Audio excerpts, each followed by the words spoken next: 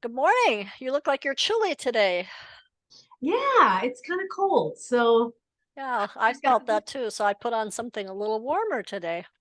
Probably not totally necessary, but yeah, you look a any, little wintry. I still look pretty summery with my sleeveless. yeah, well, it's more, I look fallish, autumnish, Yes. but that's appropriate because I'm autumn. So are you, aren't you? I am. Yep. Yeah, in terms of color schemes, colors Got that I my like. got my favorite earrings on, so that's fun. Okay, today We are doing. we're talking about a big word. And to Yes. me, this word is so important in my life. And right now, with the world the way it is, it's very hard to find people that I trust. Yes. Yes. And I think I was listening to National Public Radio the other day, and they were doing interviews with people in Guatemala. And, it's not just here in the United States. So you're speaking, Really. um, yeah, pointedly about political issues. Hmm. I mean, in Guatemala, they were talking about the difficulty in getting people to the polls because um, so many people are just don't have any trust in any of the people, Hmm. whether they were, of more of a colonial background or an indigenous background. They were like, it doesn't matter. That's really too bad because that forms the basis that we grow our being on is there that we trust our government, we trust our fellow people. And right now it's just like I gotta say, I don't know who I can trust. So is And that the direction you're going to write in today about lack of trust? yeah, yeah, Okay. I think so. And I think two pieces, the lack of trust and the importance of trust. Ooh, okay. Yep. And if we went in the if somebody wanted to go in the direction of trust, what are things that you can trust in? I trust in my family. um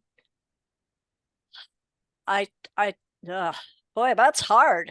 Okay. I think we have spiritual things we can trust in. Spiritual things, I trust in the higher power.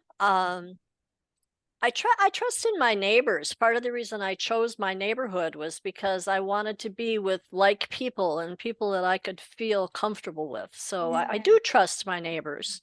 um I trust myself. Mhm, I mhm. And feel. that is not necessarily an easy thing. I was coaching someone a while ago, and you know, I have built trust for myself with myself, but not everybody has done that. Hmm. Hmm. I've reached a point in life where if I say something, I'm not just saying it to flap my lips. I'm saying it because it's what I feel. And I don't say it just to be accepted. I say it because I feel it's important to be said. And if I know that it's not the right venue, I've actually reached a point where I can be quiet. It's like I just don't speak. Um, but I find that, yeah, trust is just something I have to feel. And this was, I've Something had, that you're looking forward to writing about. I think we need to stop there. oh, that's right. Here we go, talking too much again. Okay. Chill. Are you Okay, ready? I'm ready. Okay. See you in a bit.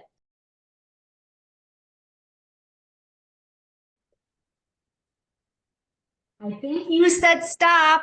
I said stop, but my sentence was empty, was not finished. See, I started making a picture at the bottom here, and you said stop, so my picture is unfinished. Uh-oh. Yes. Okay. One, two, As she continues to three. write. Okay, I put down my pencil. Pen. Okay, so I was talking about I find it fascinating. I was gonna do a four quadrant box.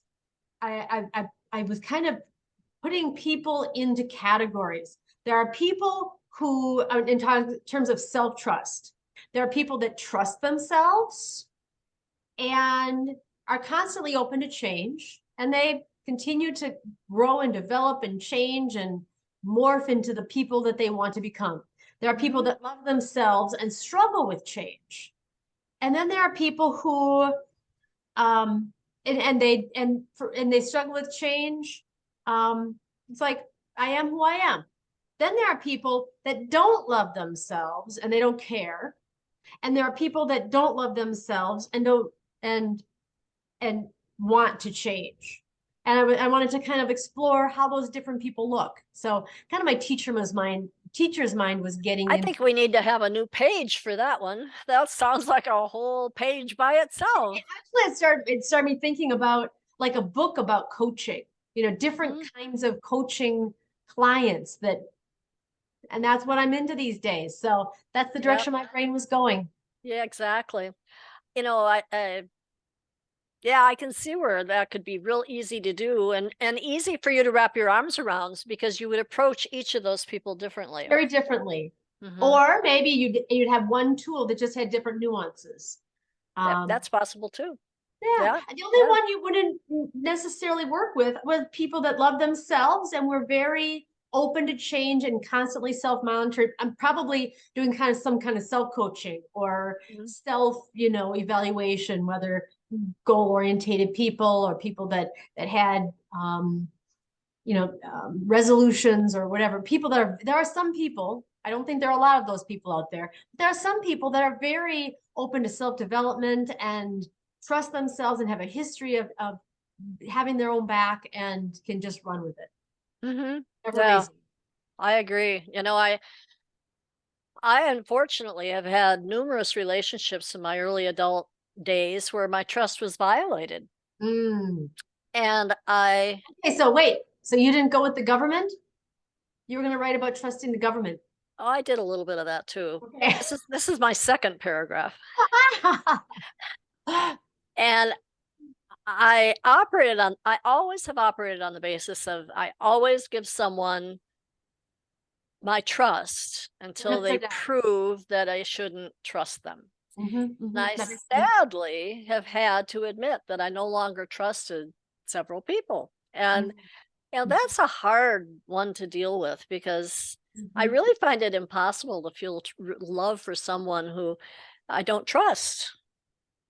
I Mhm. never know if what they're saying is true or not true. And this is where I went with the thing about the government. I said, trust to me is my number one value, and I have to trust someone to support them or to feel comfortable getting close to them. And I said, I'm appalled today about what's going on in our country. How people will lie and lie and lie again, and then even when the lie is proven, we're asked to trust that person. And it's not in my nature to be able to do that. So it's kind of like I ask myself the question, who can I trust? We talked a little bit about that before we got started, but yeah, it's So where do you move? How do you move forward if you decide you don't trust someone, whether it's the government or in a personal, deep relationship with someone? What comes next? In your experience, is that a situation that can be resolved or is resolved, or do you need to simply cut ties and move it and pivot? I think the answer to that is it depends. I think it depends on the seriousness of the trust that's been violated. If somebody says, they prefer chunky peanut butter to smooth, creamy peanut butter, and that's a lie, I can deal with that. But when it's Is a that from prom, personal experience? yeah, actually it is. But if somebody makes a promise to me, the word Mhm. promise to me leads to trust. And if I have had a promise made to me and then that promise is violated, ignored, whatever, I can't go forward. My feelings become so um how do I put it? The lack of trust makes me feel very unsettled and very um uh, betrayed, I guess is the word. Wow. And so, in the cases where, I mean, I've trusted people to the point where people must have thought I was crazy, but when I finally found out the truth, I basically moved on. I ended the relationship, and I had to do that a couple of times. So you know, it's hard for me to recover from a violation of trust. Now, in the government, what they basically tell us to is to show our trust with No our, one. well, trust with I our mean, vote. But as you know, nowadays we're not getting real trustworthy candidates, so that one becomes challenging. Yes, and you know, I think it turns a lot of people off from the system and they disengage.